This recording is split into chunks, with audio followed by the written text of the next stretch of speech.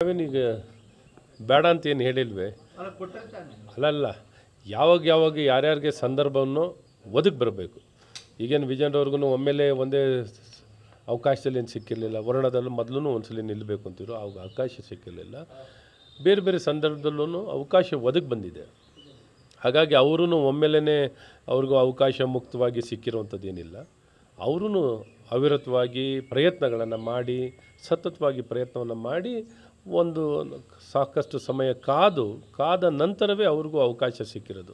ಹಾಗಾಗಿ ಎಲ್ಲೋ ಒಂದು ಕಡೆ ಯಾರೂ ದುಡುಕಬಾರ್ದು. ಇವತ್ತು ನೋಡಿ, ಪಕ್ಷ ಅನ್ನೋಂಥದ್ದು ನಮ್ಮ ತಾಯಿದ್ದಾಗೆ, ಅದನ್ನು ಪೂಜಿಸಿ ಆರಾಧಿಸಿ ಗೌರವಿಸುವಂಥದ್ದು ನಮ್ಮೆಲ್ಲರ ಕರ್ತವ್ಯ. ಯಾವ ಒಂದು ರಾಜಕೀಯ ಪಕ್ಷ ಸ್ಥಾಪನೆ ಆಗಿರೋದು ನಮಗೋಸ್ಕರ ಅಲ್ಲ, ಇಡೀ ದೇಶದ ಮತ್ತು ಸಮಾಜಕ್ಕೋಸ್ಕರ.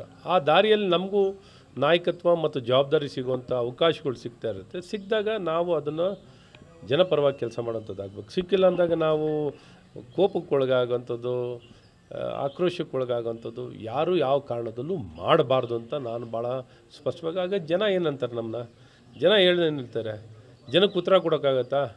ಯಾವಾಗಲೂ ನಮ್ಮಂಗೆ ಲಕ್ಷಾಂತರ ಕಾರ್ಯಕರ್ತರು ಕೆಲಸ ಮಾಡ್ತಿರ್ತಾರೆ, ಅವ್ರು ಯಾರಿಗೂ ಏನೂ ಕೊಟ್ಟಿರಲ್ಲಪ್ಪ, ಅವ್ರೇನು ಹೇಳಬೇಕು?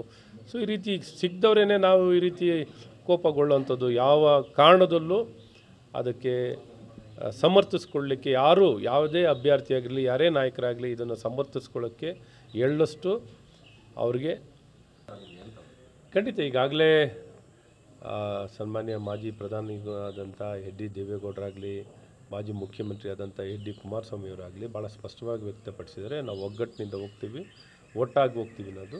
ಅವ್ರು ಎಷ್ಟು ಸೀಟು ಇನ್ನೊಂದು ಅನ್ನೋಂಥದ್ದು ವರಿಷ್ಠರು ನಿರ್ಣಯ ಮಾಡೋಂಥದ್ದಾಗುತ್ತೆ. ಅವ್ರು 3 ಸೀಟ್ ಕೇಳ್ತಿರೋದು, ಇನ್ನೊಂದು ಮತ್ತೊಂದು ಎಷ್ಟಕ್ಕೂ ಒಂದು ನಿಶ್ಚಯ ಆಗ್ತಾರೆ. ಬಟ್ ಒಗ್ಗಟ್ಟಿನಲ್ಲಂತೂ ಚುನಾವಣೆಯನ್ನು JDS ಮತ್ತು BJPಯವರು ಒಗ್ಗಟ್ಟಿನಿಂದ ಚುನಾವಣೆಯನ್ನು ಎದುರಿಸೋದು 100ಕ್ಕೆ 100 ಸತ್ಯ.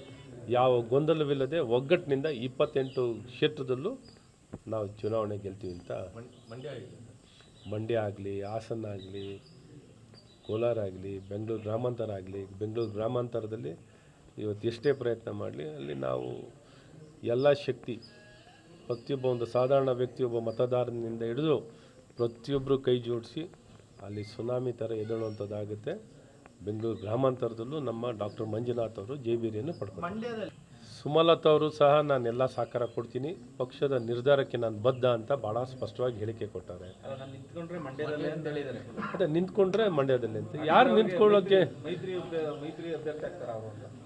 ನೋಡೋಣ. ಈಗ ಯಾರು ಪಕ್ಷಕ್ಕೆ ಯಾವ ಸೀಟನ್ನು ಕೊಡ್ತಾರೆ ಅಂತ ನಿಶ್ಚಯ ಆದಮೇಲೆ ಅದ್ರ ಪ್ರಕಾರದಲ್ಲಿ ಯಾರು ಅಭ್ಯರ್ಥಿ ಕಣಕ್ಕಿಳಿತಾರೋ, ಸುಮಲತಾ ಅವರಾಗಲಿ, ಇನ್ನೊಬ್ಬರಾಗಲಿ, ಎಲ್ಲರೂ ಸಹಕಾರ ಕೊಟ್ಟು ಚುನಾವಣೆ ಮಾಡೋಂಥದ್ದಾಗುತ್ತೆ. ನನ್ನ ಸಂಪೂರ್ಣ ವಿಶ್ವಾಸ ಇದೆ.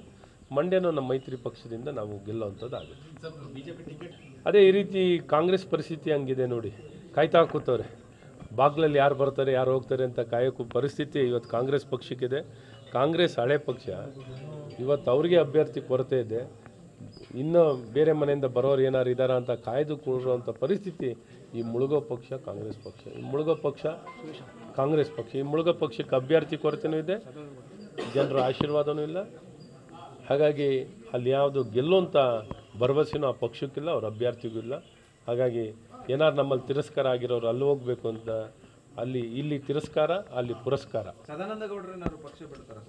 ನನಗೆ